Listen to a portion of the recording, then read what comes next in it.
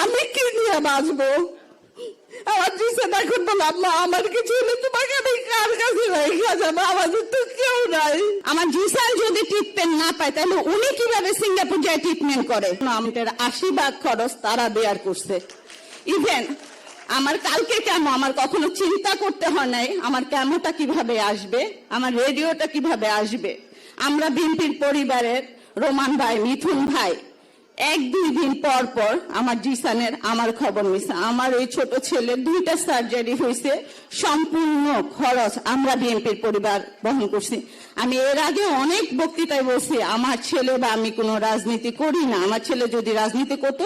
Sandalina so, রূপচর্চায় আভিজাত্য। তার ক্যান্টনমেন্টের কলেজে সে কখনোই পড়াশোনা করার সুযোগ পাইতো না। আমি সেকেন্ড কথা বলি, আমার ছেলে মারা যাওয়ার 7 মাস 13 দিনের মাথায় আমার হাজবেন্ড ব্রেন স্ট্রোক করে মারা যায়। আমার এখন এই ছোট ছেলেটা ছাড়া আর কেউ নাই। আমরা বিএনপির পরিবারের তারেক রহমান নিজে আমাকে খোঁজে, ওর সার্জারির আগে লন্ডন থাকা অবস্থায় আমার সাথে কথা বলে। ইভেন উনি বলে আপনার ভাইরা যেমন আপনার পাশে আছে, আমি ইনশাল্লাহ আপনার পাশে থাকি যেখানেই থাকি। এটা তো কোনো রাজনৈতিক দলের পক্ষ থেকে আমি পাই নাই, আমি মানুষ হিসেবে ওনার কাছে সাহায্য পেয়েছি। আমার মতো সাধারণ মানুষ ওনাকে কোনোভাবেই টেস্ট করতে পারতো না। উনি যদি আমাকে টেস্ট না করতো, আমার পাশে না দাঁড়াইতো, আমার দিন শেষে বলতে হবে আমরা বিএনপির পরিবার কোনো রাজনীতির সাথে আমার দিক থেকে আমি মনে করি তারা পক্ষপাতিত্ব করে নাই। আমি বিগত 17 মাসে ওনাদের কাছ থেকে যে সাপোর্টটা পাইছি, আমি আমার কৃতজ্ঞতা বোধ থেকে, আমার দায়িত্ব বোধ থেকে, আমার আনুগত্য থেকে আমার স্বীকার করতে হবে আমরা বিএনপির পরিবার ভবিষ্যতেও আমাদের এই শহীদ পরিবারের পাশে ইনশাল্লাহ থাকবে। কিন্তু যারা আমাদের রক্তের বিনিময়ে এখন এই সংসদ চালাচ্ছে ইন্টারিম সরকার, তারা কি আমার পাশে ছিল? আমার ছেলে চিকিৎসার জন্য আমি স্বাস্থ্য উপদেষ্টার কাছে 3 দিন গেছি। আমার এই অসুস্থ ছেলে নিয়ে একদিন সকাল 9টা থেকে 4টা পর্যন্ত গেছি। উনি আমাকে বলছে জিসান ট্রিটমেন্ট পায় না।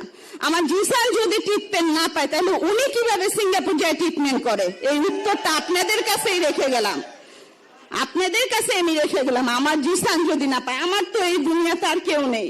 আমার বড় ছেলে আমাকে আদর করে ডাকতো আম্মু মা। আমি ওর সাথে রাগ করলে বলে কি আমি তোমাকে একবারে 2টা মা ডাকি। আজকে 17 মাস হয়ে গেছে আমাকে তো কেউ আর আম্মু মা ডাকে না। আমার বড় ছেলে মারা যাওয়ার 1 সপ্তাহ আমি বলছিলাম, জিসান অসুস্থ ছিল, যে জিসান তুমি আমাকে ছেড়ে যাও না। আমার বড় ছেলে আমার পাশে শুয়ে বলছিলাম জিসান ছেড়ে গেল আমি যাবো না। আমার বড় ছেলে তো আমাকে ছেড়ে গেছে, আমি কি নিয়ে বাঁচবো? আমার জিসান এখন বলে আম্মা আমার কিছু হলে তোমাকে আমি কার কাছে রেখে যাবো, আমাদের তো কেউ নাই, আমি ছাড়া তোমার কেউ নাই, তুমি ছাড়া আমার কেউ নাই। আমি এতটুকুই বলতে চাই, আমরা বিএনপির পরিবার যদি আমার পাশে না থাকতো আমি কোনোভাবে আমার ছেলের ট্রিটমেন্টটা করতে পারতাম না। 17 মাসে তো কেউ আমার পাশে দাঁড়ায় নেই তারা ছাড়া। আমি এতটুকু বিশ্বাস করি বিএনপি ইনশাল্লাহ ক্ষমতা গেলে ইনশাল্লাহ আমাদের পাশে দাঁড়াবে, আমাদের সন্তানদের বিচার ওনাদের প্রায়োরিটি প্রথম পর্যায়ে থাকবে।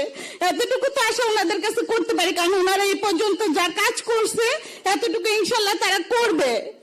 আমি শেষ পর্যন্ত তারেক রহমান স্যারকে কৃতজ্ঞতা জানাই, ওনার ফ্যামিলির জন্য দোয়া করি, ওনার মায়ের জন্য দোয়া করি, ইনশাল্লাহ উনি আমাদের পাশে থাকবে এতটুকু বিশ্বাস করি। আসসালামু আলাইকুম।